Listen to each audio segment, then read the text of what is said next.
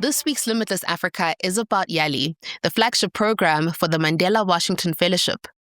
The Mandela Washington Fellowship for Young African Leaders is the flagship program of the U.S. government's Young African Leaders Initiative, also known as YALI. Since 2014, the fellowship has brought nearly 6,500 young leaders from every country in sub-Saharan Africa to the United States for academic and leadership training.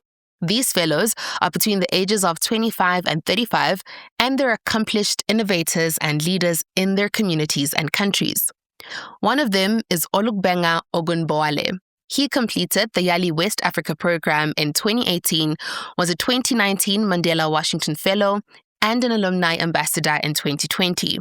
Since then, he set up ventures like Grantmaster, helping secure over $30 million in grant funding for clients and students. He also set up ePower, where he consulted with Meta and Google on digital skills, training SMEs and startups in Nigeria and Ghana. I wanted to speak to him about his experience with the YALI program and draw out some valuable lessons for young Africans looking to supercharge their careers. Olubenga, welcome to the Limitless Africa podcast. Did you know that South Africa's democracy works on a closed-list representative system? This means that us, ordinary citizens, don't have the power to choose the people who represent us in parliament or provincial legislatures. Instead, we choose political parties, and they choose the people who go on to represent us. Now, the problem with this is we don't know these people, and they don't know us.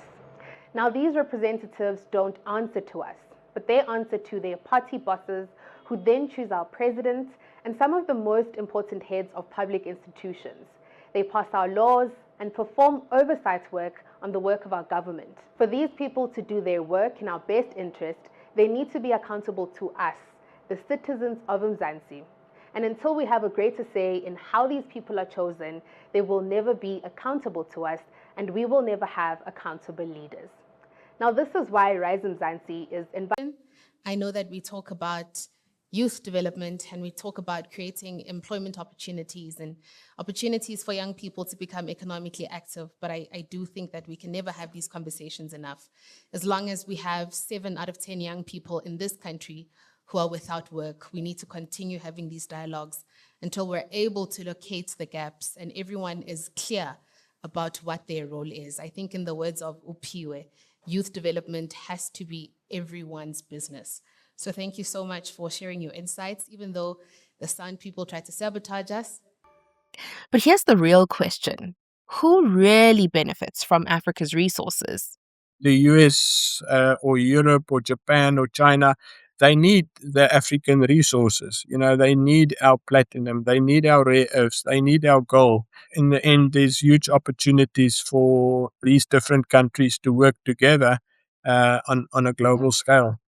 For decades, raw materials have been pulled from African soil, shipped overseas, refined elsewhere, and sold back to the world at enormous value. The Technology Innovation Agency, as well as the French Embassy, welcome to members of the media, all our colleagues, to all of you in the room, and of course our audience that may be joining us on various streaming platforms on social media.